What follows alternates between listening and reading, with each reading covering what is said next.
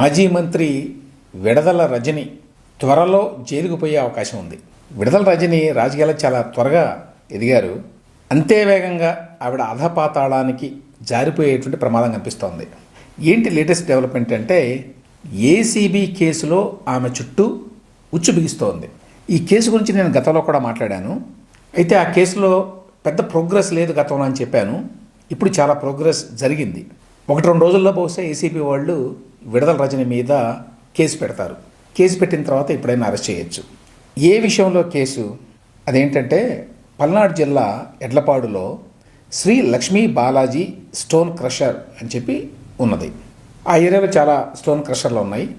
ఆవిడ ఎమ్మెల్యే అయిన వెంటనే మంత్రి కాక మునిపే 2020లో అనుకుంటాను ఇది జరిగింది. వాళ్ళందరినీ బెదిరించి మీరు వ్యాపారం చేసుకోవాలి అంటే ప్రశాంతంగా నాకు కప్పం కట్టాలి అని చెప్పి అల్టిమేటం ఇచ్చిందంట. ఇచ్చి 2,20,00,000 ఒక్క స్టోన్ క్రషర్ దగ్గర నుంచే వసూలు చేసింది. ఈ 2,20,00,000లో చాలా లిబరల్గా 10 లక్షలేమో ఒక పోలీస్ అధికారికి, ఇంకొక 10 లక్షలేమో తన పిఏకి ఇప్పించింది. ఈ స్టోన్ క్రషర్ యజమానులు కొత్తగా కూటమి ప్రభుత్వం వచ్చిన తర్వాత దీనికి సంబంధించి ఒక ఫిర్యాదు చేశారు. రిటర్న్గా కొన్ని సాక్ష్యాధారాలతోటి పోలీసులు కంప్లైంట్ చేశారు. దాని మీద చాలా కాలం పాటు విచారణ జరిగింది. కొంచెం ఆలస్యం అయింది కూడా. బహుశా మరిన్ని సాక్ష్యాధారాలు సేకరించడం కోసం ఇంత టైం అయినట్లుంది. ఇప్పుడు ఇన్వెస్టిగేషన్ పూర్తయింది.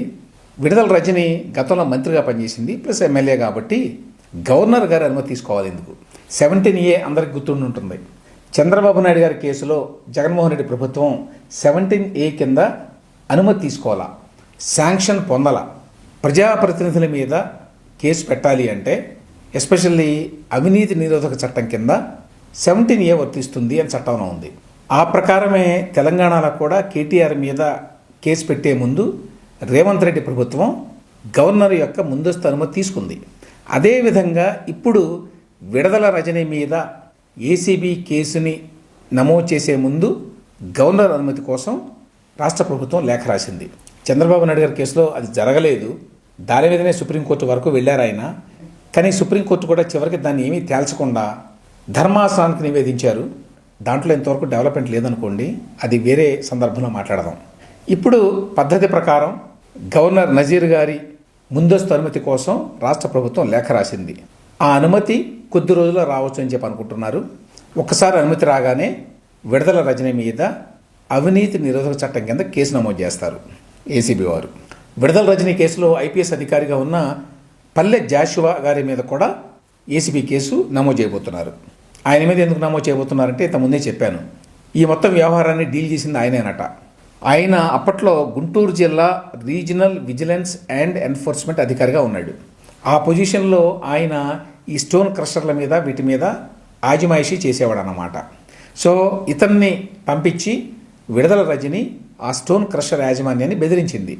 ఈ జాషువా గారు ఏం చేశాడు, తనిఖీల పేరుతోటి వెళ్ళాడు. అక్కడికి వెళ్ళిన తర్వాత 50 కోట్ల రూపాయల జరిమానా విధించాలి మీ మీద, ఇందులో కొన్ని అవకతవకలు జరుగుతున్నాయని చెప్పి బెదిరించాడట.